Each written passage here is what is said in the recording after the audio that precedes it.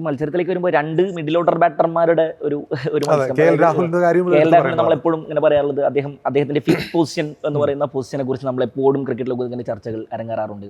എന്ന് പറഞ്ഞാൽ K L Rahul അദ്ദേഹം ഏകദിനത്തിൽ കളിച്ചിട്ടുള്ള ഏറ്റവും മികച്ച പൊസിഷനാണ് ഈ 5th പൊസിഷൻ എന്ന് പറയുന്നത്. പക്ഷെ അവിടെ പിന്നെ രവീന്ദ്ര ജഡേജയോ അക്ഷർ പട്ടേലിനെയോ അങ്ങനെ തുടങ്ങിയിട്ട് ഈ ഓൾറൗണ്ടർമാരെ ഇങ്ങനെ ഇടക്കിടക്ക് 5th കൊണ്ടുവന്ന് പരീക്ഷണം നടത്തുന്നത് നമ്മൾ നിരന്തരമായി കാണുന്നുണ്ടെന്നല്ല. എന്നാൽ കഴിഞ്ഞ കുറേ മത്സരങ്ങൾ, സമീപകാലത്തെ മത്സരങ്ങൾ, 2023 ലോകകപ്പ് മുതൽ തന്നെ നമ്മളിങ്ങനെ എടുത്ത് നോക്കിയാൽ മതി, 5th പൊസിഷനിൽ എങ്ങനെയാണ് അദ്ദേഹം മനോഹരമായി ഡെലിവറി ചെയ്തിട്ടുള്ളത് എന്നുള്ളതാണ്. അതിൻ്റെ നേരാവർത്തനമാണ് നമ്മൾ ഇന്നലെ കണ്ടത്. കുറച്ചുകൂടി നമ്മൾ രാജ്കോട്ടിലെ പിച്ച് കുറച്ചുകൂടി ട്രിക്കിയായ പിച്ചാണ്. രോഹിത്തും കോഹ്ലിയും ഒക്കെ പിന്നെ നേരത്തെ വീണുപോയ സമീപകാലത്ത് നമ്മൾ അങ്ങനെ ഒരു അനുഭവം ഉണ്ടായിട്ടില്ല. എന്ന് പറഞ്ഞാൽ ഒന്നുകിൽ രോഹിത് ഡെലിവറിയും അല്ലെങ്കിൽ കോഹ്ലി ഡെലിവറിയും അങ്ങനെയുള്ള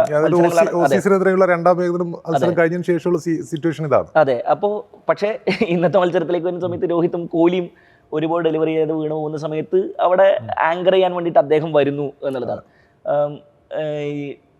മിച്ചലിലേക്ക് വരുന്ന സമയത്ത് അദ്ദേഹത്തിന് ഇന്ത്യക്കെതിരെയുള്ള റെക്കോർഡുകൾ വളരെ വലുതാണ് എന്നുള്ളതാണ്. ഇപ്പോൾ ഉദാഹരണത്തിന് അദ്ദേഹം ഒരു 10-11 മത്സരങ്ങൾ ഇന്ത്യക്കെതിരെ കളിച്ചതിൽ ഒരു 52-ന് മുകളിൽ അദ്ദേഹത്തിന് ബാറ്റിംഗ് ആവറേജ് ഉണ്ട്. 2 സെഞ്ചുറികളുണ്ട് അദ്ദേഹത്തിന്. പിന്നെ 3ാമത്തെ സെഞ്ചുറിയാണ് ഇന്നലെ അദ്ദേഹം രാജ്കോട്ടിൽ അടിക്കുന്നത്. 2 50 ഉണ്ട് അദ്ദേഹത്തിന്.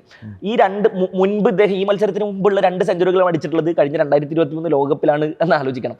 ആ 2 മത്സരത്തിലും ഇന്ത്യ ജയിച്ചിട്ടുണ്ട് എന്നുള്ളതാണ്. അപ്പോൾ ഇദ്ദേഹത്തിന്റെ റെക്കോർഡുകളെ കുറിച്ച് പറയുന്ന സമയത്ത് അദ്ദേഹം സെഞ്ചുറി അടിച്ച കളികളിലും അദ്ദേഹം 50 അടിച്ച കളികളിലും ഒക്കെ ഇന്ത്യയോട് പരാജയപ്പെട്ടിട്ടുണ്ട് എന്നുള്ളതാണ്.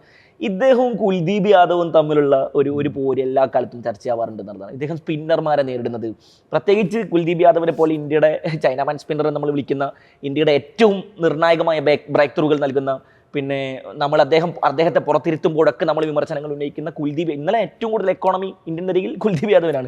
8 ഓവറിൽ അദ്ദേഹം 82 റൺസ് വിട്ടു നൽകുന്നുണ്ട് എന്നുള്ളതാണ്.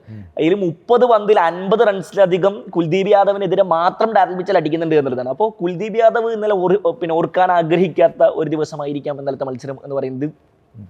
ആദ്യത്തെ 3-4 വിക്കറ്റുകൾ വീണ് പോകുന്ന സമയത്ത് തന്നെ ഇന്ത്യക്ക് വലിയ പ്രതീക്ഷകൾ വരുന്ന സമയത്ത് ഹർഷിത് റാണയെ കുറിച്ചൊക്കെ നമ്മൾ എപ്പോഴും ചർച്ച ചെയ്യാറുണ്ടല്ലോ. ഇന്നലത്തെ മത്സരത്തൊക്കെ ഹർഷിത് റാണ കോൺവേ പുറത്താക്കാൻ വേണ്ടി എറിഞ്ഞൊരു പന്ത്, അതെ, ഓഫ് സ്റ്റംപ് തെറിപ്പിച്ചങ്ങ് പോയ. അപ്പോൾ നമ്മൾ ആദ്യം മുതൽ തന്നെ നമുക്കൊരു പ്രതീക്ഷ ഉണ്ടായിരുന്നു എന്നുള്ളതാണ്. പക്ഷേ ഡാരൽ മിച്ചൽ അവിടെ ആങ്കർ ചെയ്യുന്നതാണ് നമ്മൾ കണ്ടത്.